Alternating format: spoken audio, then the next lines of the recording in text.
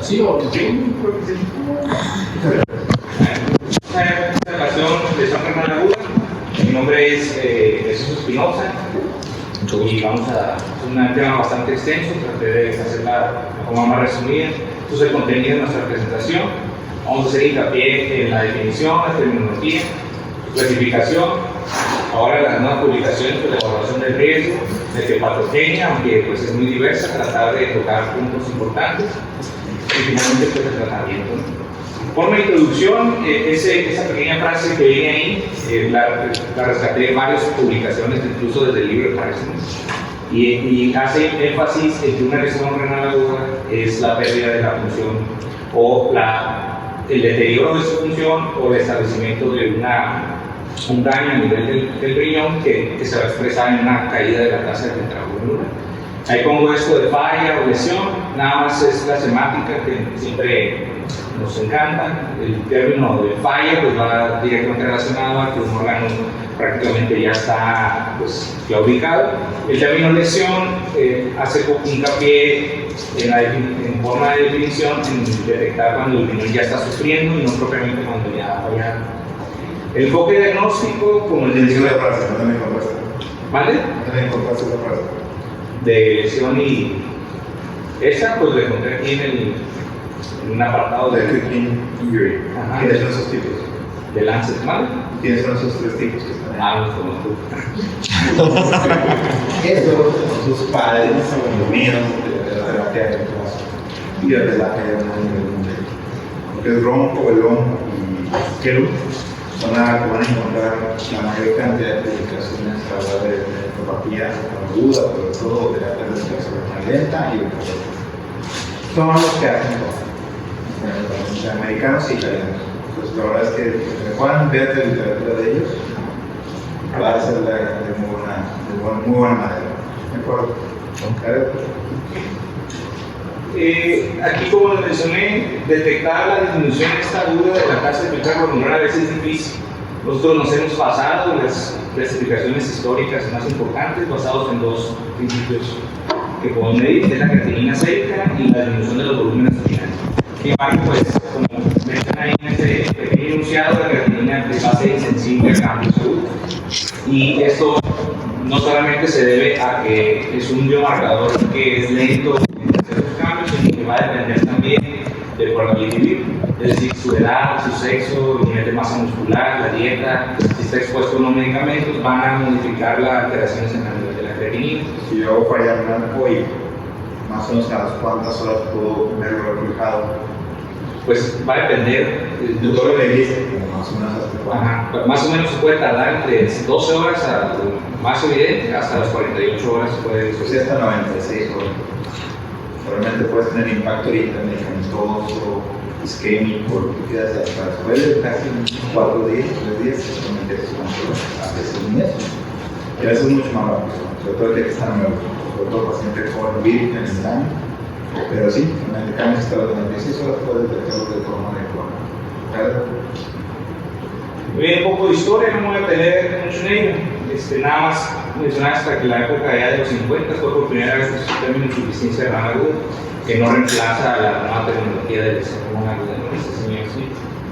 En cuanto a la epidemiología, como ha sido tan cambiante la forma de hacer diagnóstico y clasificar la lesión renal, pues a lo largo del tiempo también ha sido difícil poder establecer cuál es la verdadera incidencia y cuál ha sido su curso a lo largo del tiempo.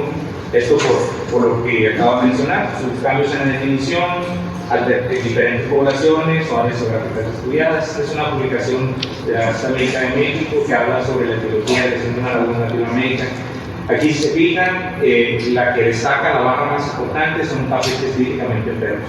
Incluso la literatura internacional menciona que el 40% de los pacientes, siguiéndonos bajita la mano, que están en estancia en terapia intensiva, independientemente de la causa por la que están ahí, van a tener lesión renal aguda. Y esto va a aumentar esta incidencia de acuerdo al tipo del motivo pues, por el que estén hospitalizados ahí. Y si se fijan otras causas como una enfermedad cardíaca organizada, algunas infecciones, sepsis, también destacan como causas epidemiológicamente destacables pues, para la generación de la lesión renal. También en esta publicación encontré esto que me gustó porque habla sobre la etiología de acuerdo si el paciente ya llegó con la lesión renal o la desarrolló durante su hospitalización.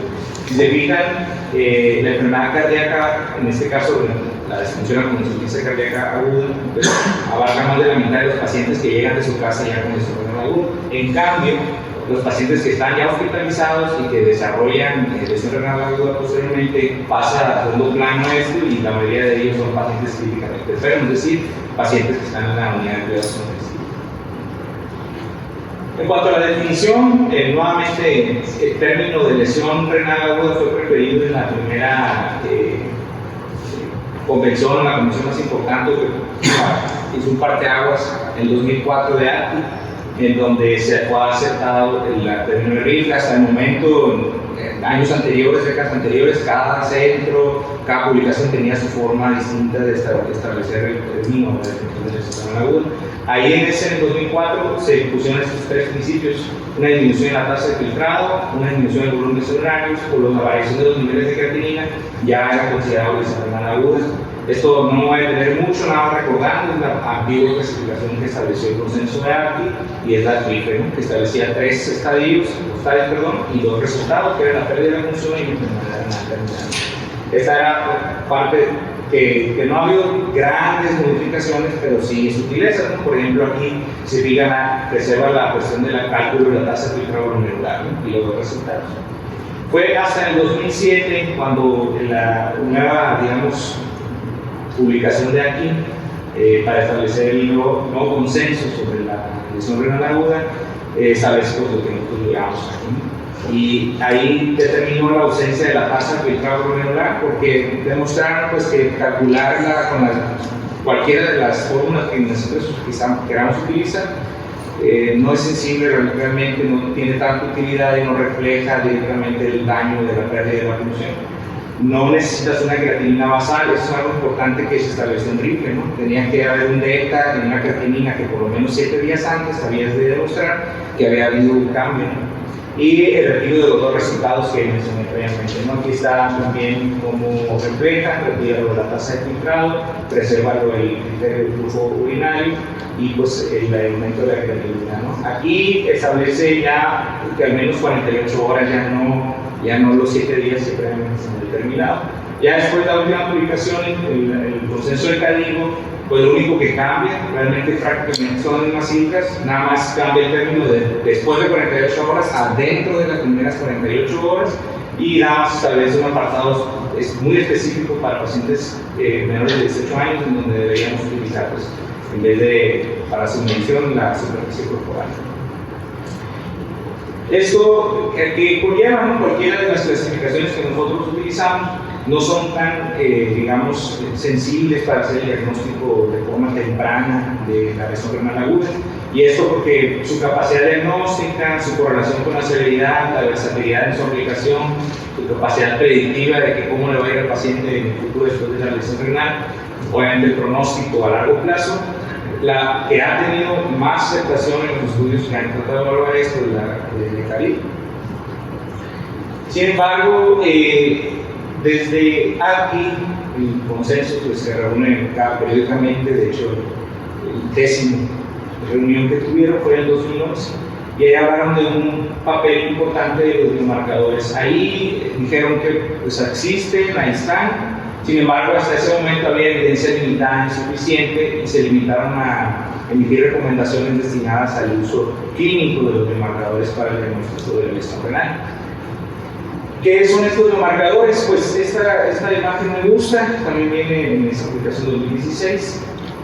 Nada más hacía énfasis, esta es una, digamos, la famosa gráfica del sistema natural de la enfermedad, ¿no? Aquí la porción de la Y habla sobre el cambios a nivel de la creatinina y a lo largo del tiempo. Si se fijan, nosotros hacemos el primer reconocimiento de la lesión renal cuando el nivel de creatinina pues, ya está moderadamente elevado. Y aquí hay algunas dudas que dejaba de detectar, o sea, hacer el primer reconocimiento de este nivel. ¿Cuál es el daño de la lesión a nivel del riñón? ¿Cuál es la localización, su etiología? ¿Cuándo se instauró esta lesión? Y si se fijan allá a lo alto de la curva, ya establecemos ya la lesión propiamente. y ahí sigue la recuperación, que puede ir hasta la recuperación o la muerte, y todo el abanico de posibilidades que podía finalmente desarrollar un paciente que hacía lesiones renal agudas. Pues en ese momento se preguntaba cuál va a ser el papel de los biomarcadores para poder nosotros pues, mejorar la atención de estos pacientes con lesión, y era básicamente bajar ese reconocimiento y detectar la lesión mucho antes en el tiempo, para evitar que los resultados de este tipo de pacientes fueran peores, ¿no?, de los que podían establecerse. Entonces, ¿cuáles son estos biomarcadores? Pues identifiqué, en lo poco que leí, más de 21 tipos de biomarcadores, hay muchísimos más en estudio, ¿no? Pero los más comunes, o los que más vamos a encontrar que se han estudiado desde el inicio de la década pasada, pues la cistacina C y el NGA, ¿no?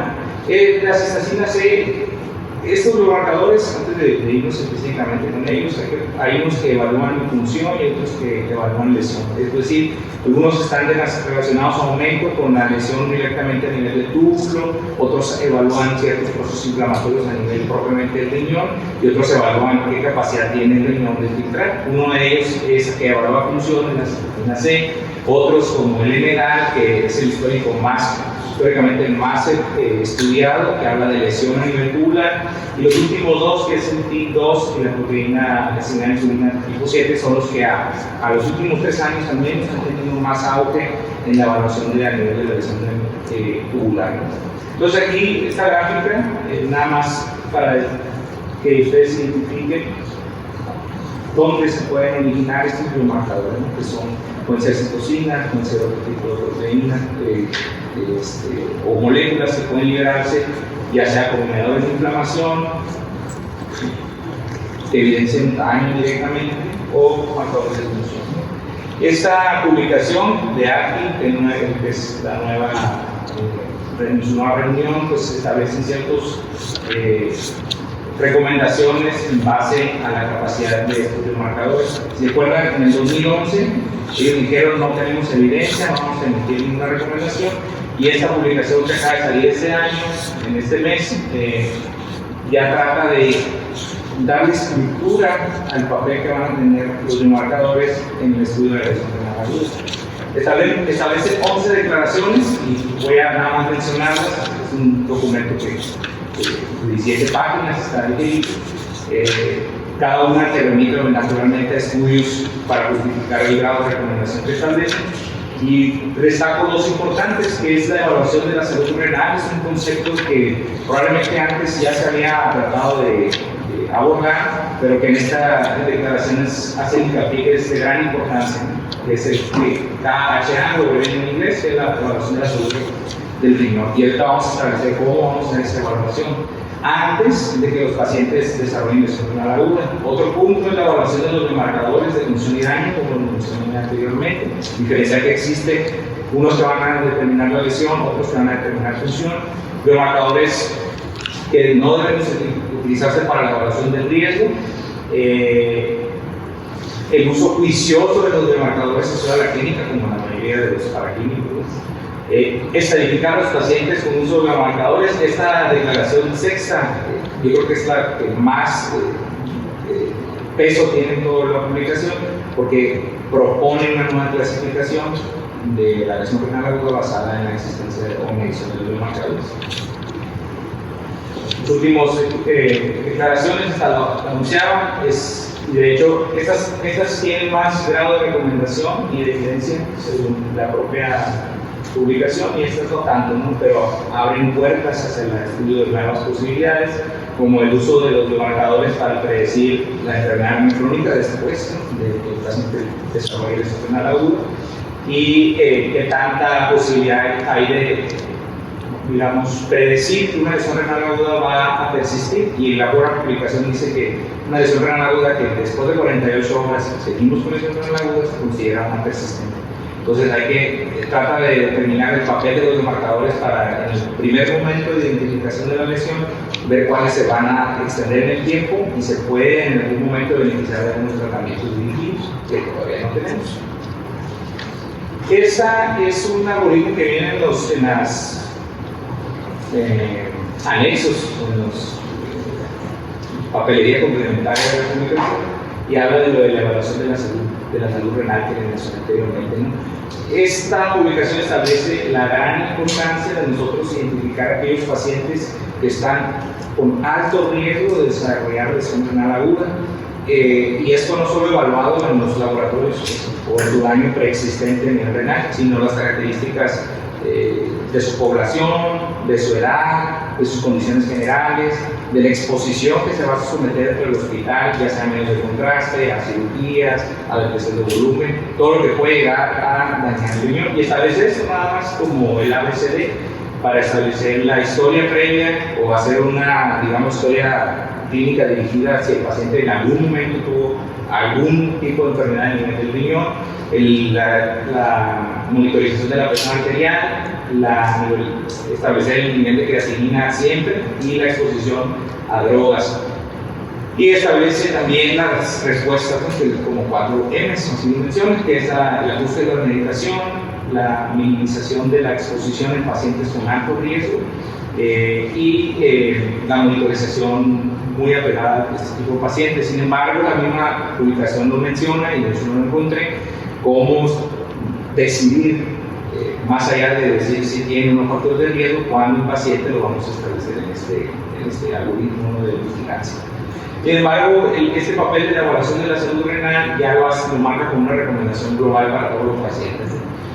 Y esta es la nueva propuesta, que es la 6ª declaración de esta publicación, y habla sobre cómo vamos o podremos reclasificar la lesión renal aguda de acuerdo al papel de los marcadores. En la parte de arriba pues tenemos lo que nosotros conocemos.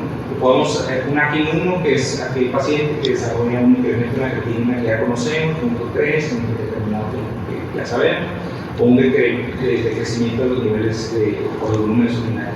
Entonces ya, digamos, ¿La volúmenes urinarios o la creatinina? La disminución de los volúmenes urinarios o aumento de la creatinina delta, ¿no? Es cierto que si una creatinina de un paciente que tuviera terapia de lo hidratas y le baja la creatinina, tenía que ayudar, aunque llegó con un punto 6, pues es difícil saber.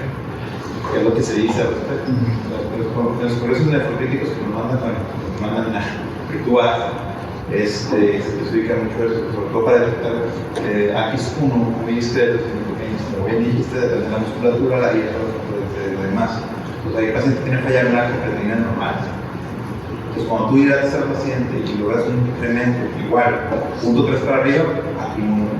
Pero le bajas a punto 3 para abajo, ese paciente si venía seco, venía deshidratado, o elevado de forma incipiente. Cuando tú logras bajar un poquito de los fosfados, porque se supone que está sana en su casa, porque si tú hidratas se le da una dieta porque mejora. Entonces, en el contexto es una forma de detectar, no los volúmenes urinarios, además de esa clasificación, porque no dice eso, dice sobre todo nivel de creatinina, como lo dice arriba. Sí. Y esta se llevó mucho al AKIN1, ¿no? Porque el papel de los biomarcadores que se ha tratado de seguir desde el inicio de su investigación es investigar a aquellos pacientes que están en etapas iniciales de la lesión renal y por lo tanto pues establecer maniobras terapéuticas.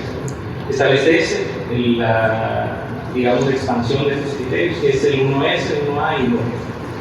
El 1S establece aquellos pacientes que tienen biomarcadores positivos, no especifica simplemente que los tengan, pero que no ha elevado ni la creatinina ni tampoco ha disminuido sus volúmenes urinarios. Digamos que el 1S sería aquel paciente que apenas acaba de iniciar de forma muy aguda la lesión renal, que no se ve reflejado en las mediciones que nosotros normalmente usamos, pero que los biomarcadores ya están positivos. El 1A es aquel paciente en donde los biomarcadores no están normales o negativos, no están presentes, pero sí tiene alteraciones a nivel de la creatinina o decremento en sus volúmenes urinarios. Aquí destaca que no es como que una lesión renal rara, ¿no? Sino que puede ser que la detectemos en una etapa en donde la lesión renal ya no, o la injuria renal ya no está presente, pero los remanentes a lo largo del tiempo, como la creatinina, la caída de los volúmenes urinarios, sí los podemos ver. Probablemente es un paciente en donde sí hubo lesión, pero que probablemente ya esté muy bien. Y el 1B es aquel paciente pues con la lesión renal instaurada, con elevación de la creatinina, disminución de los volúmenes urinarios y biomarcadores positivos. Este diagrama hace énfasis en esto, ¿no? Cómo podemos evaluar nosotros, solamente en AKIN1, determinar si el paciente va hacia la resolución o hacia la progresión basado en lo que acaba de comentar anteriormente. Si un paciente que los biomarcadores se negativizan, pero aún persiste con creatinina elevada, seguramente ese paciente ya va, que a lo largo de los siguientes días, va a mejorar su nivel de creatinina y la lesión renal ya no va a existir. Y este es digamos, el cuadro final para establecer o estadificar la lesión renal. Y lo establece el 1S, 1B y el diferencia del AKIN2 y el AKIN3 en A o B, de acuerdo si están o no presentes en el órgano. Es, digamos, innovador en el sentido de tratar de llevar toda nuestra atención clínica hacia el estadio del AKIN1, pero pues la posibilidad de tomar estas pruebas, pues, por lo menos en nuestra área, no es tan factible, ¿no? Y la aplicación de esta nueva clasificación propuesta, pues, difícil a nuestro nivel, no más eso. En cuanto a la etiología, históricamente se ha clasificado en prerenal, renal y posrenal la lesión renal aguda, de acuerdo al tipo de fisiopatología y las posibles enfermedades específicas que puedan causar.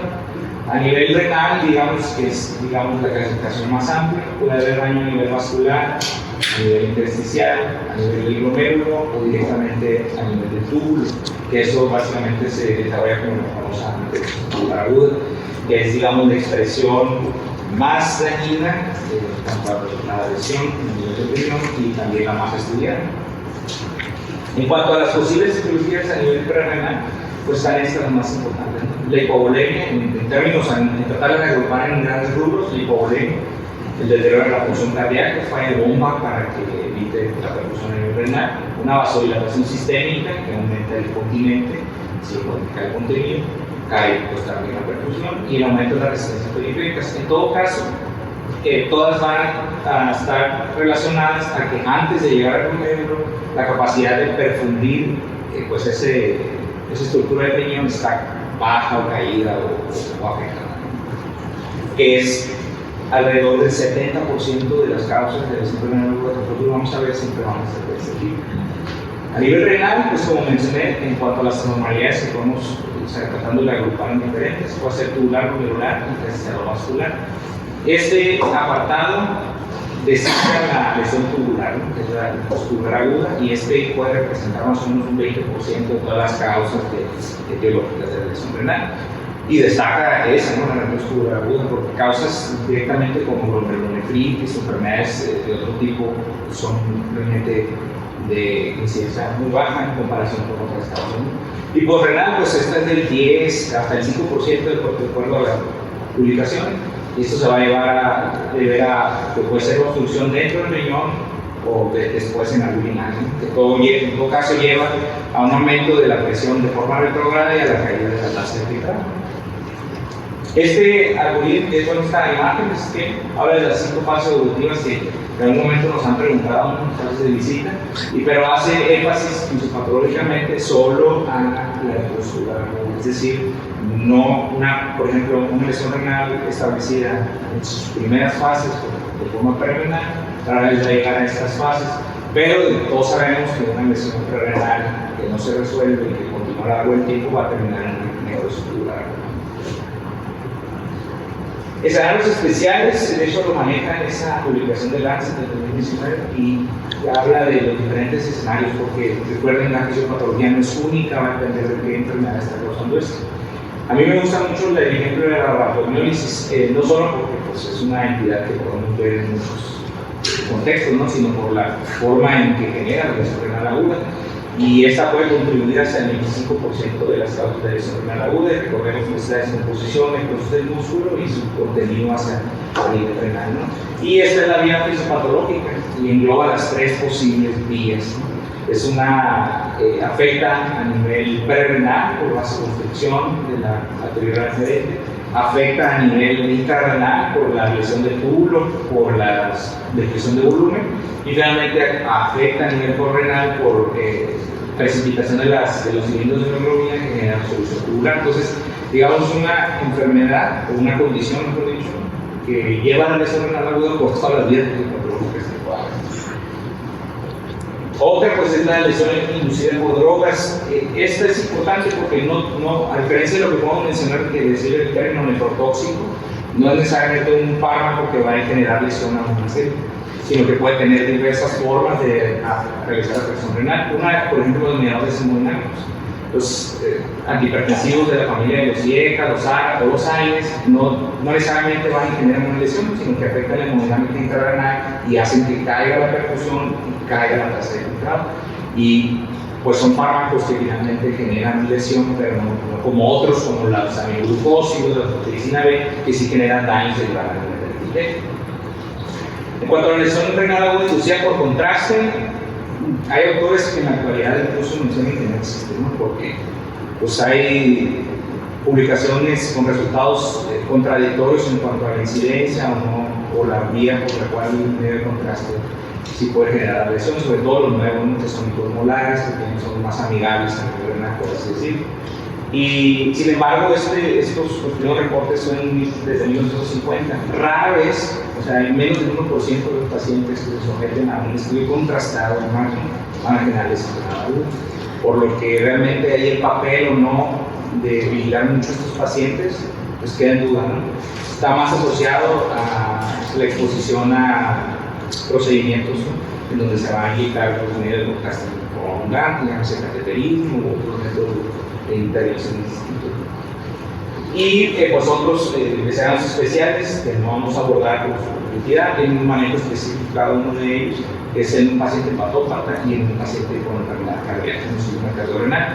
En todos los casos, dependiendo del tipo que se trate, cada uno tiene esos apartados tienen su clasificación propia y sus recomendaciones para el tratamiento distintas.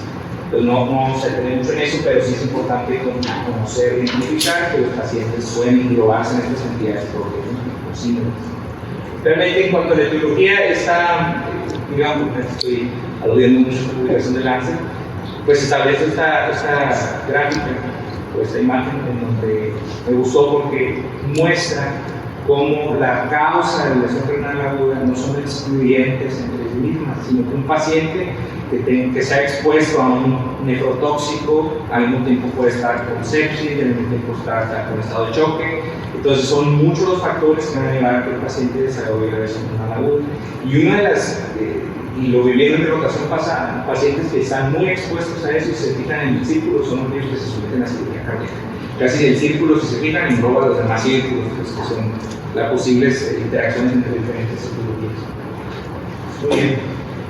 Dicho esto, en cuanto al tratamiento, aquí, como mencioné previamente, como no es una causa única ni una vía fisiopatológica única, el tratamiento puede variar de un paciente a otro. Aquí, digamos, las guías de manejo y recomendaciones al respecto simplemente nos hablan de estos tres pilares, ¿no? Hay que hacer una evaluación del paciente, hay que identificar sus causas si es posible y con ello establecer el tratamiento, ya teniendo las características individualizadas del paciente y qué fue lo que lo llevó a la lesión renal aguda. Estas herramientas diagnósticas que podemos nosotros tener es, pues, como siempre, ¿no?, la historia clínica, la exploración, el monitoreo, si fuese necesario invasivo, los laboratorios básicos. Aquí establecen siempre el análisis de orina, el papel del eco y incluso de la tirita para medición de proteínas. Ha jugado pasar el olvido y después ha tomado un papel todavía más importante. Saber si el paciente en qué escenario se encuentra, si es necesario estudios de imagen, por ejemplo, pacientes que sospechen de la etiología por renal, es una gran utilidad. Y la biopsia renal, pues realmente no está, en la mayoría de las días no lo reportan como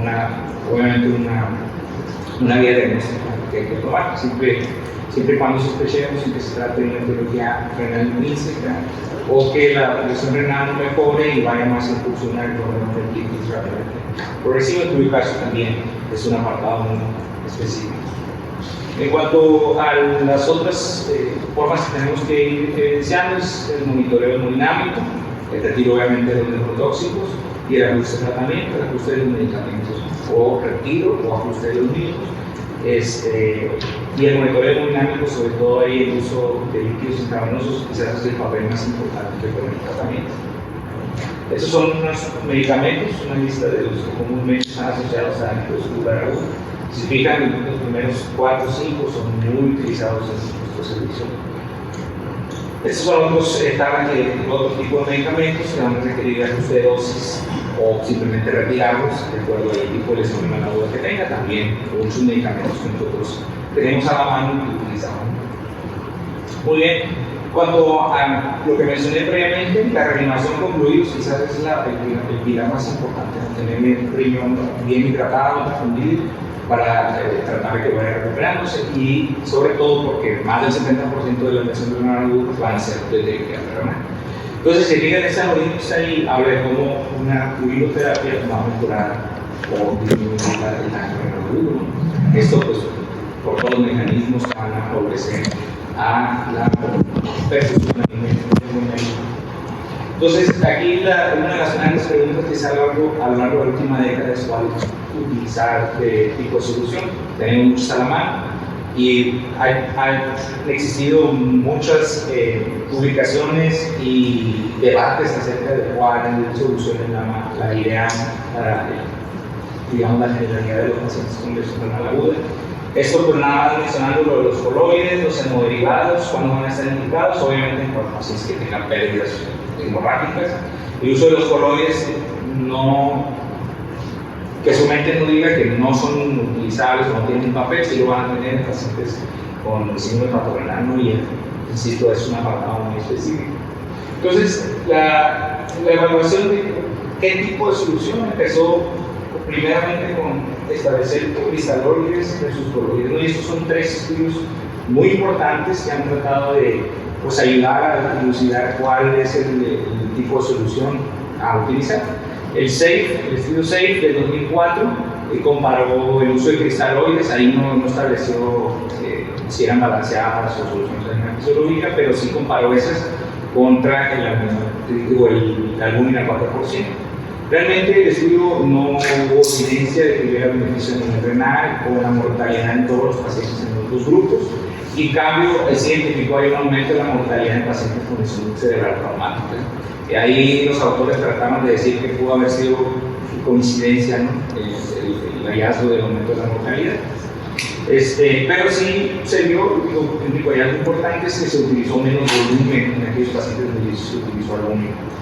El estudio SHACE, que fue en el 2012, mucho tiempo después, trató de comparar otro tipo de solución coloide, que es la hidroxietilamida, versus ahora sí solución salina.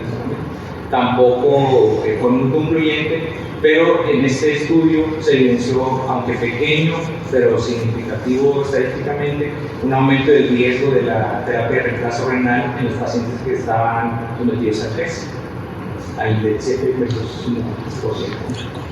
Y el estudio Cristal del 2013 trató de evaluar todos los tipos de soluciones coloides, no hizo diferencia entre si era almidones, albúmina, etcétera, contra las cristaloides. En este estudio se utilizaron soluciones balanceadas y tampoco hubo beneficios en la mortalidad. Pero ahí hubo en cuanto a los objetivos secundarios, un pequeño beneficio en cuanto a los días de ventilación mecánica y el uso a lo largo del tiempo de los pacientes. En cuyo caso, estos tres estudios, que son los, digamos, más importantes, mostraron que las soluciones coloides no son mejores que las cristaloides, son más costosas y pueden llevar en ciertos grupos a aumento de complicaciones, por lo que en la mayoría de las guías, a partir de los resultados obtenidos, pues se ha recomendado el uso de los cristaloides sobre esto, ¿no?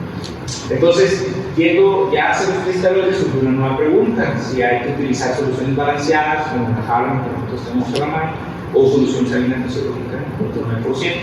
Este estudio, Exam Split, trató de evaluar en 2015 esta dicotomía, y pues tampoco hubo diferencias en la mortalidad ni en el uso de terapia de reemplazo renal, pero destacaba que fue utilizada en pacientes de bajo riesgo de lesión renal aguda y postoperatorio, la mayoría de ellos. Entonces dejó la duda en qué papel jugaría la balanceada versus salina en pacientes en otro contexto, como una terapia intensiva. Sin embargo, marca la pauta porque propone que la solución salina, el 0.9%, puede tener todas esas afecciones a nivel de todos los sistemas que vienen en la tabla, ¿no? Puede a nivel metabólico, de agua corporal, a nivel renal, gastrointestinal, hematológico, y que puede tener resultados clínicos adversos, el uso, sobre todo abusivo de la solución fisiológica. Se Salieron estos dos estudios en 2018, de hecho lo mencionan en el crítica en la prología del 2020, que pues básicamente orientan la brújula hacia el uso de las soluciones balanceadas. Esto es porque el estudio SALT nuevamente no mostró diferencias en la estancia hospitalaria, que era su, digamos, por primario, pero sí identificó un ligero aumento de lesión renal aguda de los pacientes que se sometieron a soluciones salinas en 1%. Entonces, se dio un punto a favor de las soluciones balanceadas. Y el estudio SMART tampoco hubo grandes diferencias, pero sí estableció que las soluciones balanceadas tenían un menor, digamos, están destinadas o los grupos que se sometían a esto tenían menor requerimiento de terapia de reemplazo orgánico. Entonces ahí la brújula se inclina hacia el uso de las soluciones balanceadas, en cuyo caso nuevamente menciono, no es como una receta, no todos los pacientes o contextos se van a beneficiar de soluciones balanceadas. Por ejemplo, pacientes, y los mismos artículos mencionan, con pérdidas gastrointestinales o hemorrágicas, la mayoría de los estudios dan beneficio cuando estudian más la solución salina o otra cosa. Cuanto al control de la presión arterial como tratamiento, pues nuevamente no se hace alusión al sepsis PAM, en donde la PAM meta que nosotros habitualmente siempre hemos establecido, pero siempre hay que contrarrestarlo. Vamos a perfundir el riñón con esas 65 más de PAM, pero a costa de hipoperfusión en otros órganos, como a nivel esplánico o a nivel periférico. Entonces es como jugar con la balanza. En cuanto al uso de los diuréticos, ninguna guía te va, digamos, a recomendar el uso rutinario de estos. En dicho, la última, la única guía CADIO de la lesión renal, que es del 2012, pues dice que no debe ser usado ni como preventivo ni utilizado como manejo de riesgo, siempre y cuando un paciente no tenga hipervolemia o sobrecarga hídrica. Entonces ahí va a ser cuando el papel de los diuréticos va a estar indicado. Y mencionan hipótesis, ¿no?, de cómo los diuréticos de ASA pueden disminuir el consumo de cíclico y por lo que los da de sobrepotasio ATP a nivel renal, tubular, hacen que el medio se relaje con menos requerimiento ATP y pueden ayudar a la recuperación a nivel renal. Pues, pero son hipótesis que no se pueden establecer en, en la generalidad de los pacientes. En cuanto a la nutrición y el control glicémico, nuevamente hace alusión a night sugar. Los pacientes no deben estar muy hipoglicémicos, por así decirlo. De hecho, se hace alusión anteriormente en los dulcecitos también. Por el riesgo de hipoglicemia, y que esto puede tener mayores efectos adversos que el tenerlos literalmente, digamos, con niveles de glucosa más altos, ¿no? Mencionan la misma cifra siempre, menos de 180. Y en cuanto a la nutrición, siempre va a ser preferible la bilateral en todos los casos. Y si es necesaria la nutrición parenteral porque no es viable la bilateral, pues siempre tenemos que considerar que la vía parenteral no es inocua, ¿no? Tiene volúmenes de infundir importantes.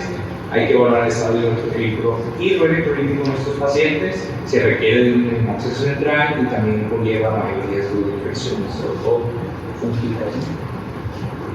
En cuanto a la terapia de reemplazo renal, estas son las indicaciones que quizás siempre los nefrólogos nos han dicho. Si el paciente no cumple en estas, digamos, encaja en este cuadro y que sea refractario al tratamiento médico, pues dicen, entonces ya requiere su terapia de reemplazo renal. Entonces, si se fijan, es sobrecarga hídrica, que es yo creo que las más temidas y de las más agudas en cuanto a los pacientes que lo manejamos. Obviamente, el datos de síndrome urémico, trastornos electrocardiográficos por secundaria hipercalemia, o la acidosis metabólica con un KH bajo de 7.15, la prenden en el foco rojo para establecer que el paciente ya requiere terapia de reemplazo renal. Esas son algunas de las modalidades y sus ventajas y desventajas al establecer la terapia de reemplazo renal. Puede ser a nivel de la diálisis, puede ser a nivel peritoneal, o a nivel de hemodiálisis en sus diferentes técnicas. Realmente la mayoría de los artículos establecen lo que es la continua, lenta y la intermitente o convencional, que son los que se dan en pisos murientes. En cuyo caso la mayoría de la diferencia la establece entre el efecto que va a tener sobre la hemodinámica del paciente y el efecto que va a tener bajo el sometimiento no alcalina, la antipoblación. Hay diferentes estudios que han tratado de evaluar cuál es el tiempo más oportuno para iniciar la terapia de reemplazo renal. Menciono estos tres, hay muchísimos. La KITI quizás es el que más hemos escuchado mención, que se publicó en el 2016, trató de evaluar la mortalidad, si había inicio temprano o tardío. Aquí lo diferenciaron entre temprano, que cuando se identificaba al paciente con una reacción, una aguda KIM3, se sometía a la terapia de reemplazo, o si ya la diferida solo cuando alcanzara una urgencia de líquido, en cuyo caso no hubo diferencias en la mortalidad, pero se identificaron que en la actitud de decir vamos a iniciar rápido la terapia de reemplazo renal, pues se quedaban más pacientes, ¿no?, en terapia de reemplazo como permanente.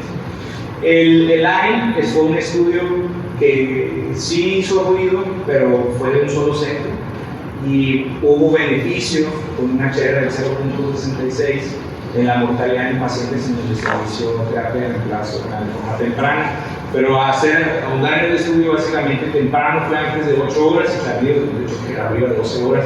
Y la mayoría de los pacientes antes de 24 horas ya tenían su terapia de reemplazo. Entonces ahí como que ha servido entre, a pesar de que también es en un solo centro, el límite en donde dice tardío y temprano, pues realmente para mí temprano es una cosa en ambos grupos. Y el último que salió en 2018, que es el IDEA-LIPO, pues también trató de mencionar lo mismo, ¿no?, la mortalidad. Finalmente, aquí la mayoría de los pacientes secos. Esos estudios y la mayoría no han demostrado que una modalidad de terapia de reemplazo, que el inicio temprano tardío de la terapia de reemplazo sea superior a otras, se terminan en un momento igual. Estos dos estudios fueron los que pude encontrar. El de arriba es del 2013, que habla sobre qué tipo de modalidad va a ser más beneficioso, una revisión sistemática. Y el de abajo es una explicación alemana sobre el efecto que tiene en varios grupos, incluido la mortalidad, por el efecto de la modalidad continua o intermitente convencional, ¿no? Y finalmente, pues no hubo diferencias en la mortalidad por lo menos en estos dos estudios, pero sí hubo un mayor costo en cuanto a la terapia continua, ¿no? Establecen ciertas limitancias, no hay suficientes médicos, digamos, capacitados para el uso de la modalidad continua, no siempre existe, y cuando existe, pues es muy costoso para una institución o para el paciente. Realmente, pues se termina muriendo de la misma manera. Sin embargo, el único beneficio que encontró, por lo menos en esta revisión sistemática de arriba, que a los 90 días, los que se sometieron a terapia continua, como que requirieron menos terapia de reemplazo en el futuro. Pero pues son estudios que evalúan hasta los 3 meses, pues, no a largo plazo, sobre todo aquellos pacientes que van a o no en la enfermedad crónica, que son los grandes todavía dudas que existen acerca de eso, ¿no? Bueno, en cuanto a mis conclusiones, pues estas son las que encontré. Es un tema muy amplio, hay mucho que no pude abordar por lo mismo. La fusión y lesión, pues son ejes centrales en cuanto a la definición. Es una etiología heterogénea, siempre cada una con diversas vías fisiopatológicas. La clasificación siempre va a ir de la mano con el diagnóstico. De hecho, las escalas que conocemos para clasificarlas pues son diagnósticas. Hay las nuevas formas de detección que son estos biomarcadores, que digo nuevas entre comillas porque hace 10 años se está hablando de ellos. El tratamiento siempre va a estar destinado a la resolución de la causa que generó la lesión renal. La hidroterapia como el pilar fundamental en el tratamiento, y pues cuando iniciar la terapia de reemplazo renal sigue siendo una de las mejores. De hecho no pude abordar más por la extensión del tema, pero pues también han existido grandes dudas sobre el papel, como mencioné anteriormente, del ego, de herramientas como la medición de los electrolitos urinarios, la relación de la creatinina, el desempeño de un impacto en la identificación de la lesión renal aguda, la medición o no de las veces, si hacer una medición con horario es igual de efectivo que por turno. Entonces son muchas vías de estudio que todavía la mayoría no concluyen, y herramientas diagnósticas que también, o scores que pueden todavía estar en el estudio para identificar aquellos pacientes, tanto en el grado de severidad en el que se encuentran, cuándo vamos a iniciar el tratamiento, sobre todo la terapia de reemplazo renal, que digamos es el último escalón que podemos tener en tratamiento, y su identificación temprana, que es el gran reto, ¿no?, que ha establecido, sobre todo con la medición de los demógrafos. Y esto. ¿Dudas con los que no tengan sobre el tema? Por favor. dudas que tú tengas. Yo creo que lo último que mencionaste, sobre todo los niveles de dureza, yo siempre critico mucho la terapia intensiva aquí, porque se comporta como cualquier piso running las mediciones en una terapia intensiva, fuera de otro tipo de áreas, sí tienen que ser por hora. ¿Por qué? Porque todos los estudios que me estás diciendo, donde va involucrado los volúmenes urinarios, y lo lees, también dicen por favor. Todos los cambios que hacen por clasificaciones son varios. Todos los incrementos de creatinina o volúmenes o descensos de los volúmenes urinarios son por hora. Las pinches hojas de enfermería vienen calculadas por hora. Entonces tiene mucho que ver también la disponibilidad de tu servicio, la cantidad de enfermería que tengas, cómo quieras manejarte. Pero se supone que estás en un lugar como terapia intensiva, se supone que es donde la mayor atención le tienes que dar. Son 2 pacientes para cada enfermera, a veces no más uno. Entonces en ese contexto, ¿por qué no habrían de hacer las cosas por ahora? Me ha costado muchísimo problemas a mí, los pacientes sí lo tienen que ver. ¿Por qué? Porque sí tienen mucho que ver. Y ¿sabes por qué lo hice además también así? Porque cuando yo veía que llegaba un familiar de ellos, a ellos sí les tomábamos. De hecho, no me alcancé a ponerlo, hay una publicación de 2013 en donde evaluó la mortalidad en pacientes de acuerdo a la estricto o no estricto de la medición de dureza horaria. Y por ejemplo, los pacientes que se le mide por hora, pues son los que mueven menos, se identifica la gente más rápido. Cerrar más rápido, sobre todo también te vas mucho con la hemodinámica. Que siempre repercute cuánto. O simplemente, cuántas veces no hemos pasado, por el mes pasado ya volúmenes de cero y las impulsos son tapadas y con un hipertensión. Entonces es típico y clásico. Por eso son las mediciones por hora. Aparte que la gente les acostumbra. Hagan una chamba y te van a hacer menos de lo que estás pidiendo. Exigles un poquito más y te van a hacer no lo mismo, pero un poquito más difícil. Entonces es la situación que a veces tenemos que enfrentar. Todas las clasificaciones en lo que es las clases o prácticamente las etiologías que no han cambiado mucho, eso es muy importante en la clase anterior. La terapia intensiva, por lo que lleguen regularmente le van a sumar. Por una cosa o por otra, sobre todo que cada vez al año nos ponemos más restrictivos con los volúmenes urinarios, los volúmenes de administración de líquidos, ahí siempre hacen elevaciones aquí porque son muy polifácicos, tienen con mucha patología. Entonces uno no cambia, aunque venga por respiración, pero nunca falta circulante de sangre, nunca falta el médico que le atasque la vacunación cada 6 horas. ¿Cómo no? Eso tiene una pasada y es cuando a veces se ve con mayor incidencia también. ¿Por qué?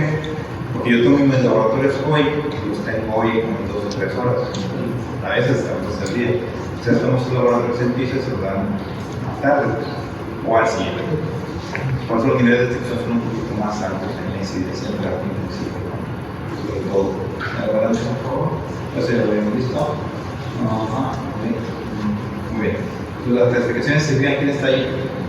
En la clasificación viva. Otra vez. Dale la nueva, que se va y se vuelven a salir sus lugares. Sobre todo la que pusiste los demandadores, que es un artículo nuevo. Allá va bien. Son los que escriben, son los que editan, ese tipo de cosas. Vale, por favor. La diapositiva está muy interesante, sobre todo los biomarcadores y se usan, como dice el doctor, tiene más de 10 o 8 años que se usa el primer mundo. No nos toca ver eso, pero por un día las cosas cambiamos de presidente y todo. Pero sí, o sea, este nivel de biomarcadores en un futuro llegarán a estar a mano. A lo mejor podemos tomar y echar mano de ellos. Pero sí, antes no siquiera se tomaban en otras clasificaciones porque era muy difícil tenerlos, eran caros simplemente, y la utilidad tampoco estaba tan bien demostrada. Entonces se debate a través de los años y por eso se empezó a usar principalmente con esa definición del tiempo. Y pues sí, obviamente, ¿qué nos basamos hoy de creatinina y uresis? Si estás viendo que lo jodido de la creatinina es que a veces te puede dar problemas hasta 2 o 3 días después, y que a veces te lo toma cada 2 horas, y no te preguntas por qué el piso de la mujer está lleno. Tiene muchísimo que ver. Independientemente de las cuestiones crónicas de la evolución de la patología. Bueno, si hablamos de biomarcadores, obviamente los 2 primeros son más antiguos, por así decirlo, pero más son biomarcadores más inflamatorios que podemos tener por cualquier otra cosa o medicación que nos puedan dar que resulte nefrotóxica. Pero si los más fidedignos vienen siendo los más usados, pues los de arriba, que me parece accesible, pero es una cosa, no los tenemos para pagar. está muy bonita porque después de dónde salen realmente los que estamos evaluando. Mucho de lo que hacemos son tubulopatías, no hacemos nefropatías, hacemos tubulopatías. Porque se le van las fotos, todo tipo de cuestiones donde la información se conserva, pero empiezan a levantar nuestra cotización, estos son los puntos, yo lo he contado, naturalmente eso estaba bien, sobre todo en las mediciones de abajo, para poder detectar o tener esto, equipo médico, ¿no? Reajuste de la meditación, minimizar las toxicidades que se puedan ofrecer del médico y sobre todo al final, monitoreo. Si no tiene laboratorios, como no tenemos esas cosas aquí, pues nada más es que adolece. Nada más es triste, pero es lo que tenemos. Y hay que usarlo y usarlo bien, usarlo mediocremente, no lo vamos a pensar. Ya. Pero se supone que tenemos un poquito más de atención, vamos a tratar de que sea un poquito más estrecho. Por lo menos a mí, cuando trabajo conmigo, mis pacientes, y ustedes cuando están con mis pacientes, lo tienen que exigir. Sin pena ni nada. ¿Cómo se hace eso? ¿Tiras en la orina cada hora? Se turna. Es lo que te digo, o sea, yo siempre hago comparaciones porque lo conozco. Cuando yo me fui a Guadalajara en 14 camas, ni siquiera eran 10, eran 14 camas, eran 12 enfermeras para dos, una enfermera para dos pacientes. Y ellas ahorita, mitad, 7, 7, una hora tú, una hora una enfermera, los 7. La siguiente hora, los 7. Ya, nomás tomabas una o 2 veces al día, en tu turno, y ya. ¿Qué pasa? Aquí todo el mundo se mira feo, con todo, y se les olvida que el trabajo se exige. ¿Por qué? Porque te faltan nuevos niveles de temperatura. Es por eso que las cosas se hacían porque se tenían que hacer. Si no, algo. Esto obviamente lo que tratamos de intentar ver, nada más estamos complicando más la vida. Es lo único para que nos sirve realmente. Para los pasos de visita para fregar. Seguimos en ese gasto urinario también, que es el urinario, y lo que es prácticamente observación de creatina, pero sí, todo va mucho de la mano, entonces se pone atención. Significa no te especifica cuándo empezamos a tener problemas de bilirrubina urinario. Pues tienes que empezar a ver, no nada más por turno, no nada más de esos áreas, sino que nada más se necesita de cultura de H. Y así nada más, pero a mí me interesa saber cómo se comporta cuando un fluosemida, cómo se comporta. Me importa saber cómo se comporta entre las dosis de fluosemida, baja o no baja, el respondedor, se pone una infusión mejor, depende de cómo se nos. Y eso se obtiene nada más así lo que comporta. Muchos de mis pacientes son artríticos, hacen disnatremes cada rato. Estos, por favor. Nada más. Sobre todo a nivel de la aplicación, pues ya veremos más allá cada día. Eso ya va a las cirugías, no cambia. Entonces eso, tubulopatías, esas bonitas, sobre todo cuando empiezan con fase polírica. Cuando empiezan a aumentar el cacao glandulares, cuando empiezan a orinar mucho más, para tener más o menos los días donde empiezan a hacer ese tipo de situaciones. Que lo primero, pues está orinando mucho y los lados trae elevado, pues van a empezar a mejorar la ocupación que tienen. Para adelante. Lo que comentabas. Bueno, sí. Los pacientes que han tenido falla renal tienen más problemas renales después. Pues, por ejemplo, eso es muy bien, por te pregunto. Sí. Pues no encontré así una forma de predecirlo, ¿verdad? ¿Predecirlo o no? Ahí hay una mayor tasa de incidencia de pacientes que han sido tocados. Los riñones que han tocado no son regenerables. El paciente que tenga falla renal, te la puede hacer más fácil después con un insulto médico. Es sencillo. Si tuviste un sangrado, un accidente místico, caíste en hemodiálisis, te recuperaste al 100%, es muy fácil que en tu edad más adulta o con un tipo de tengas mayor incidencia de nefropatía que la que ibas a tener antes de sangrado. Que son células menos, son neuronas menos. Entonces, al final de cuentas, estos pacientes sí tienen una capacidad de generar mayor cantidad de problemas una vez que sus riñones quedan tocados y venan así con los familiares. Sobre todo porque lo que pasaba, porque primero que a mí todo está bien. Sobre todo medicina interna, porque son pacientes que a veces ves con mucha cronicidad y los sigues viendo a 32 años. Los tienes que saber que, ¿te acuerdas de 10 años que se andaba muriendo? Bueno, aquí está el resultado. Eso tiene mucho que ver para que puedan defender la argumento. Y así después no pierdan prestigio cuando vean a sus pacientes de muchos años. Dale para adelante. Vamos a dar los estudios. Así es como eso que ya sabemos de la población. Pero todo el nivel de sus estudios, ¿verdad? Eso es más que nada cosas que ya pasado. Ahí, sobre todo lo que es el chess, el trail, en aquellos años se usó una disputa a nivel de Europa muy fuerte con el uso de coloides, albúminas, no albúminas, almidones contra los cristaloides, que hay mucho dinero. ¿Cuánto creen que gane realmente la persona que se dedica a vender suelos fisiológicos? Gana mucho más que la gente que vende oncológicos, inclusive. Entonces, la cantidad de dinero que tiene que haber fue mucha. Porque si hay estudios que no tampoco demostraron tener una complejidad o agravamiento de la falla renal por usar almidones, ¿no? Aquí el asunto es que quiero que sepas cómo reanimaron a los pacientes. Por ejemplo, en el SAFE se usaron probablemente algún tipo de albúmina, un 4%, y cómo consideraron ellos que había un fallo, una incidencia, cuánto volumen realmente lo comparan con cuánto de cristaloides, cuánto estaban vendiendo de cristaloides. Era 1 a 1,6. No, mililitros. No. Eso es lo que tú vas a ver, porque es lo que vas a andar buscando en las hojas de enfermería. Entre el SHED y el TEA, prácticamente lo que sí, no hay mayor incidencia, es más caro si no usar bidones. Entonces, el problema es que yo te hago esta pregunta: a esos pacientes que estaban con el problema, ¿qué poblaciones eran? ¿Eran hipovolémicos? ¿Eran sépticos?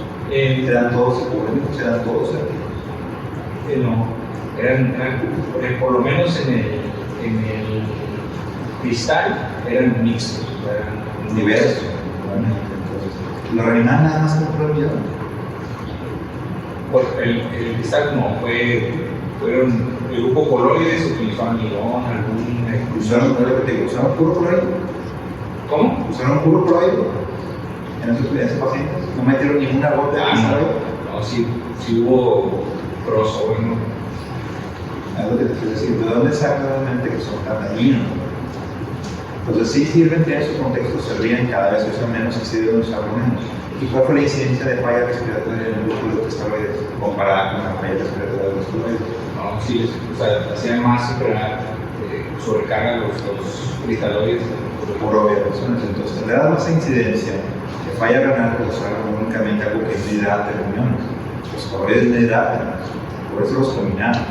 El asunto es que no los satanizan de una manera como se siguen haciendo. Porque algo se sigue fabricando. Si tan mal estuviera, ya no se fabricaría, ¿no? Se siguen vendiendo y se siguen comprando. Depende de lo que estamos haciendo. ¿Me por favor? Es el split. Ahí sobre todo lo que pueden ver, soluciones balanceadas y la gran discusión que tenemos actualmente. ¿Han visto alguna solución balanceada? ¿La han usado alguna vez? ¿Saben lo que cuesta? Este último país hicieron varios estudios al respecto de esto y por no ser un montón de diferencias en las autoridades, dale para adelante por favor. Sobre todo lo que es el SAT y lo que es el SMART, hay un sobre todo que no tiene mucho que ver con pacientes críticos, ¿no? Pero si creo que la incidencia pues, no es significativamente mejor, por más que nos metemos otra vez al comercio del capitalismo, ¿no? ¿Qué quiero vender y qué quiero que me compres? Depende de lo que vayas usando. A final de cuentas hay una incidencia que te puede dar, o sea, viene siendo significativa, pero entre ellos no tanto. A final de cuentas, ¿qué depende? De los factores que todo, cómo llegue el paciente, los factores comunicantes que tenga. Porque mi paciente, que hay pacientes jodidos, no quiere decir que ponerle un cross-light le va a ir mucho mejor que una célula natural. Realmente no lo ha dado nuestra posibilidad y sobre todo el tipo de heterogeneidad de poblaciones que tienen. No, son poblaciones grandes, por favor. El sepsis-PAM es muy conocido, obviamente, es de los más viejos que usamos obviamente para hacer mi menor incidencia de falla renal en pacientes dependiendo de la presión de perfusión renal que el paciente está rico. Entonces eso a veces es algo que pecamos mucho. El paciente hipertenso normaliza como muchacho. ¿Y qué es lo que pasa con los riñones? Yo mojado así y es hambre. Eso tiene mucho que ver. ¿Se aplica la cuestión neurocrítica? Sí, pero no debería ser, no hay ningún estudio para eso. Pero a nivel de lo séptico y lo renal sí tiene alguna incidencia y se está demostrado que cómo ser un poquito más permisivo. Si el paciente es hipertenso, déjalo ser. Si el paciente es retencionista CO2, déjalo ser, si nunca va a explotar. Y así te lo voy ganando, por favor. Acá es cambio de cadillo, sin ningún problema. A ver, otra cosa. Reto de proximidad. ¿Cómo se hace el reto de proximidad? Ahí que recuerdo se calcula a un. ¿Hay varios? Pues hay dos formas. A ver. Recuerdo una más. Es el cálculo a 1 miligramo por kilo de peso del prosomid y se analiza en polvo y se mide duresis 2 horas después de sometido a la evolución de la furosemida y de acuerdo al volumen, que debe ser al menos 200 mililitros. Es, digamos, la prueba así clínica a la mano que nosotros tenemos para predecir si el paciente va a requerir una terapia de reemplazo. Si lo pides para hacer un nefrólogo y llega y le pide un ego, encuentra células epiteliales, ¿le hacen reto? Casi sí. Sí, a pesar de eso. No, es que el procedimiento de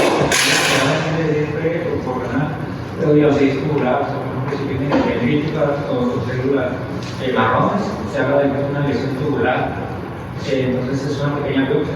Por ejemplo, si tienes un sedimento activo, se habla de que es algo glomerular. Entonces, en ese caso puedes ver, porque lo que te habla es de la progresión de la lesión. Entonces, no te hagas si tiene caso o no tiene caso, porque estamos hablando de necrosis tubular aguda que se demuestra cómo. La necrosis. ¿O prueba? ¿O cómo sabes si un paciente sí hizo necrosis tubular aguda? ¿Dónde? por relevo. Relevo. A veces ni por biopsia. A veces ni por biopsia. Y muchas veces piden los ceros para ver si hay sedimento de células, por eso esos niños están enojados. Y si una necrosis tubular les facilitaron tanto que taparon prácticamente los tubos. Son veces que abren después, o no van a abrir. Esos pacientes regularmente depende de la cadena escuela de los nefrólogos de Guadalajara. Me van a llegar a ver eso. Ya ni por vete a ver, no vamos a pasar a terapia. ¿Por qué? Porque sabían perfectamente que por más furosemida que le metieron, ¿qué otro reto de furosemida conocen? ¿Tú mencionó eso? Cuando ya tuvimos furosemida previa. Y Pero más cambio de cosas. Ahorita hay que pasar la carga. a 1.5, o sea, a 1.5 de furosemida se hace ácido de diuréticos o de ácido. Se hace con furosemida, se puede hacer con tipo de diuréticos de ácido, pero más que nada con eso. Entonces tenía mucho que ver si traía seguimiento de la capacidad para decir a responder, ¿no? Y muchos nefrólogos que mejor se hacen directamente a la terapia de reemplazo si las condiciones se piden. Los nefrólogos de terapia directamente no vamos a meter el ego. Obviamente con el problema. Pero para ejemplo, a decir si le seguías con las infusiones de 24 horas de fluoralbumina y retos. Realmente se acaban el problema. Entonces máxima la furosemida de 600. ¿por qué creen que ponen las infusiones de 240 miligramos al día? Por eso. ¿Vale? Nutrición, alimentación, siempre tenemos que checar.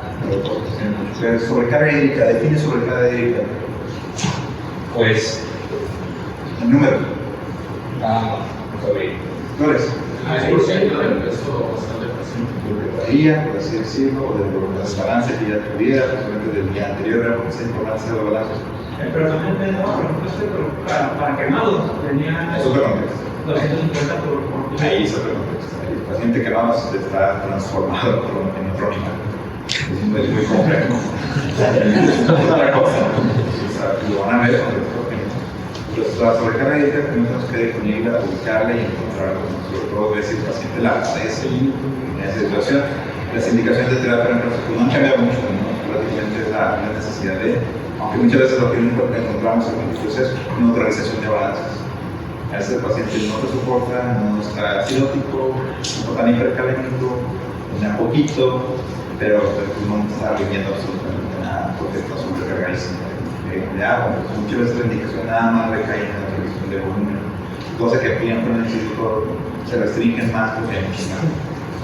Y el instituto obviamente pasa por encima del paciente. Dime. Doctor, ¿y la oliguria o la anuria no te la puede estar ocultando que le estés pasando furosemida para ¿Cómo, verdad? o sea, por ejemplo, si el paciente es un esforzado, lo que está haciendo, no estarías, a lo mejor está abajo del punto 3 mililitros. O sea, lo estás poniendo ya como correspondedor, ¿no? Si tú le pones eso, pues no te corresponde. Y ahí les dice, para llegar a eso, tienes que haber hecho reto. O justificar un reto, por necesidad de tener el paciente. ¿No? Los pagos de no sé, pues sí, que no han cambiado por los años, ¿no? Probablemente que a veces lo que cae es el criterio clínico, pero no por tener todos los 5 puntos o los 6 puntos que necesitas, hasta ese entonces lo vas a meter.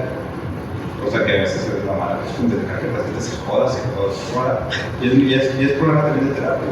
No tiene nada, no, sí terminando. No, tiene poquito, ¿qué quiero? está viendo y el paciente se va a poder, y luego ya el pinche paciente ya con acidosis metabólica, el pinche potasio de 8, mucho problema. No, está bien jodido, ya el hambre que yo. Ya es la típica, entonces no dejar que los pacientes se consumen en ese punto, ¿vale?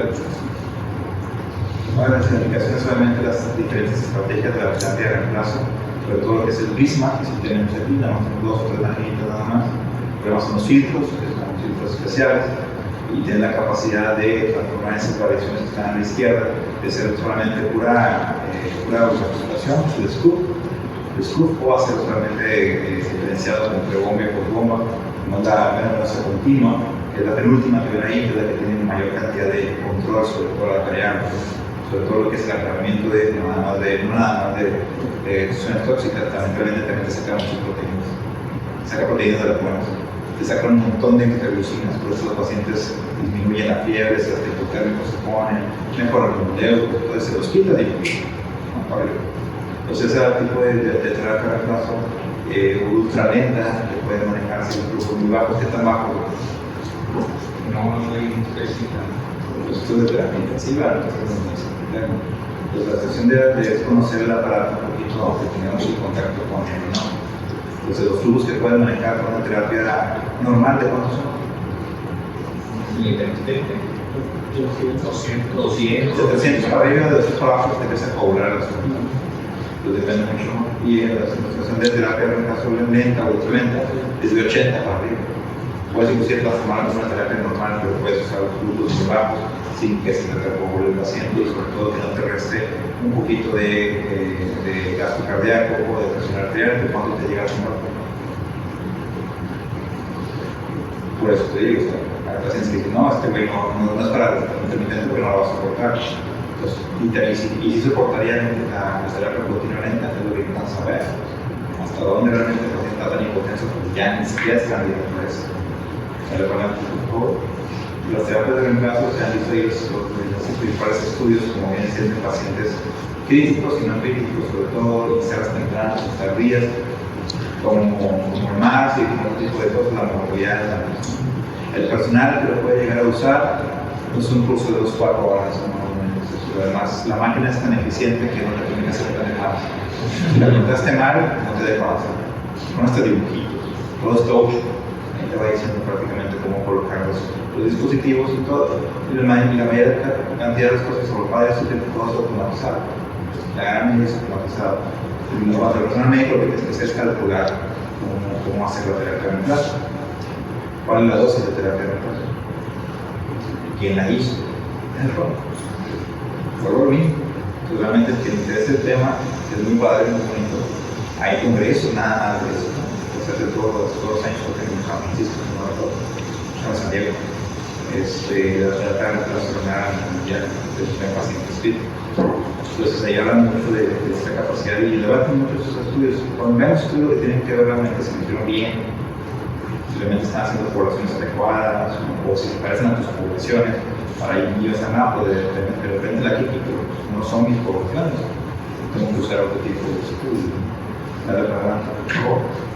Y pues sí, obviamente, ¿qué otro tipo de solución, sobre todo hablando de terapia intensiva, nos dio prácticamente la terapia de reemplazo en lugar de ser un prisma? Bueno, usando un prisma, ¿qué otra modalidad nos da? El prisma es caro, ¿cuánto se me cuesta por ella? De 20 para 500 pesos por día. Los sets bien dados y bien tomados duran 72 horas. Si no se te cobran, a veces duran 96, depende de cómo estén. Pero es lo que cuesta usar un prisma. Entonces está implementado y hay pocos seguros que te lo pagan. Entonces lo que usamos es el RED, que es una modalidad de STED, que es la modalidad de STED. Son terapias lentas de baja eficiencia. Entonces es una terapia convencional o intermitente, pero en lugar de hacerla por 2 horas, por 6 u 8 horas. Gracias así, y es tan efectiva en mortalidades y potencia como puede ser el prisma, solamente como 70% más bajo. Entonces, ese tipo de cosas te sirven para hacer crecer a tus pacientes de la medicina privada. Pero todo es prismas, los costos mejores, no son tan caras, pero igual de buenas. Y que sí, como que sigue siendo la misma. ¿Dudas con los que tengan adelante? ¿Alguna idea que tengan de ello? Los pacientes renales, allá a partir de la clasificación dijo, por favor, los pacientes renales críticos, les ajustan el tratamiento renal, se los ajustan a los pacientes con terapia de reemplazo que ya tienen. Vale la pena salvar los riñones después de las sepsis, por encima de las sepsis, tal vez, hablando de antibióticos. Pues ese tipo de cosas que a veces debatimos mucho en la terapia intensiva, ¿les ponemos o no les ponemos la terapia de reemplazo? O ya está implementada y le damos la terapia analítica de plena.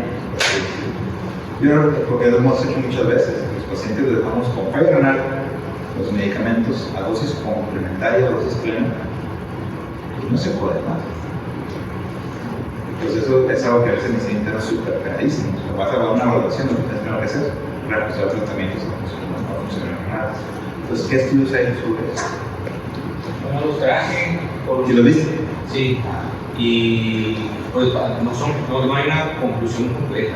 Exactamente, realmente. ¿Por qué? Porque la práctica diaria lo hacemos todos los días, los pacientes no se pueden dar sus riñones. Como hemos visto, o un caso muy particular que puede ser que del 100% a lo mejor solamente le hemos tenido que reajustar con un beneficio a lo mejor del 20 15% de los pacientes de todos los días, de esta población. Ahora por ser más delicadas, así, con un pequeño ajuste tienen un beneficio. Pero ¿qué pasa cuando también están sobreinfectados, como están la mayoría de nosotros? Sepsis, muchos de sepsis, y ya reemplazados. Con inmunidad se puede ir y venir aquí en todos los meses y años, pero sin vida. Entonces a veces tenemos que debatir ese tipo de cosas, por lo que hizo por eso, no hay un consenso real que te diga, pues, obligadamente ajustale o vete más por lo que quieres salvar primero. La vida del paciente lo riñones del paciente. Ya no cabe, sino por mejorar los asados el paciente va a sobrevivir. A lo mejor quitando la infección, a lo mejor sí. La terapia de reemplazo pues es eso, un órgano reemplazable, a veces para siempre. Eso es lo que tenemos que tomar mucho en cuenta cuando tengamos que tener juicio para clasificar a los pacientes y agregar a las valoraciones y clasificar a los pacientes. Y si es que esto se sale del piso, para eso más o menos estamos aquí, para que tengan el punto de vista del intensivista, para decir, ¿sabes qué? Esto no, esto lo tengo que llevar para esto sí, lo puedo manejar, pero no aquí, lo tengo que llevar. Eso es lo que quiero que aprendan a tener en técnica. Y pues si hay que ver un poquito más de los estudios de forma más concienzuda, ¿no? ¿Dudas por las que tengan, chicos? ¿Qué vamos a hacer mañana? Ah, no, mañana no. ¿Qué vamos a hacer mañana? Gran quemado, muy bien. Para algunos, gracias. Gracias.